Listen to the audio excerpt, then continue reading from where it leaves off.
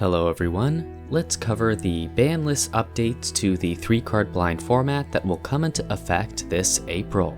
As a community, you voted on these 5 cards to determine whether they would be added to the ban list or remain legal in the format. And to jump straight into things, Undiscovered Paradise, Assassin's Trophy, and Mutavault have been added to the ban list, and Rottenmouth Viper and Anvil of Bogarden will remain legal. Let's start by reviewing the cards that will remain legal, beginning with Rottenmouth Viper. Rottenmouth Viper was on this list in the first place because of the combination of Rottenmouth Viper with Mox Jet and Mutavault, an all-in deck capable of winning the game on turn 4. Overwhelmingly, the community was in favor of keeping this card legal. Although the deck is very fast, anything that's capable of removing an artifact, creature, or forcing a player to discard a card will stop this deck dead in its tracks. This deck will likely continue to be a very powerful part of the meta, but there are plenty of counterplay options for players to consider. Our other card that is remaining legal is Anvil of Bogarden. Anvil of Bogarden was being used in a disruptive and resilient deck that cast Anvil of Bogarden on turn 1 by using Crystal Vein,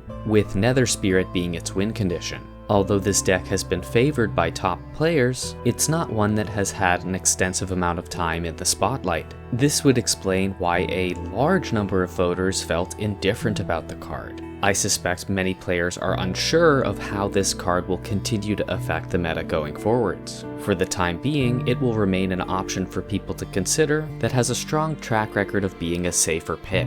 Our first card added to the ban list that we will discuss is Undiscovered Paradise. Undiscovered Paradise has been an enabler for certain strategies such as Rat King Verminister and Stormworld. Stormworld in particular was a winning exemplar deck this month, and there is a bit of a feedback loop where if Stormworld is good, players who are not playing Stormworld are also incentivized to use Undiscovered Paradise to help improve their matches against Stormworld. On top of that, Undiscovered Paradise can wiggle its way out of something like a Seize Claim or Evil Presence. All of that led to the card being a pervasive part of the meta that was subtly influencing the strength of certain decks. There was a pretty strong consensus among voters that we could use a break from the card. Next we have Assassin's Trophy, which was the most negatively voted on card this month.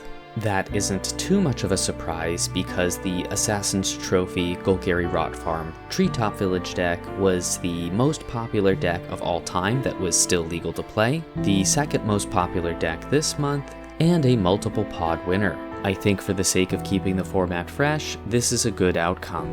In particular, I'd be curious to see if players come up with other combinations that leverage the Ravnica bounce lands. And our final card being added to the ban list is Mutavault. The community was more divided on Mutavault compared to the other bans, and it's not hard to understand why. Decks that use a manland that animate off of 1 mana, a Mox, and a 2-cost card have been a pivotal part of the 3-card blind ecosystem. I suspect that most of the different types of Mox manland decks will continue to be played, but will have to rely on Blinkmoth Nexus, which is considerably less strong than Mutavault in terms of how fast it can kill the opponent, as well as how effectively it can block. I think you could make a fair argument that this is one of the most impactful bans this community has ever seen. And before we wrap up, we have to cover the outcome of the Unban vote that supporters of this community have the privilege of participating in. Among the cards that were eligible to be unbanned, one of them received enough support to be removed from the ban list, and I suspect many of you would be able to guess what it is. This card was last legal in April of 2025, so it seems fitting that Ancient Tomb would make a return to the format in April of 2026. With its return to the format, Ancient Tomb brings with it countless different options for colorless threats and stacks pieces. Cards like Phyrexian Revoker, the Filigree Silex,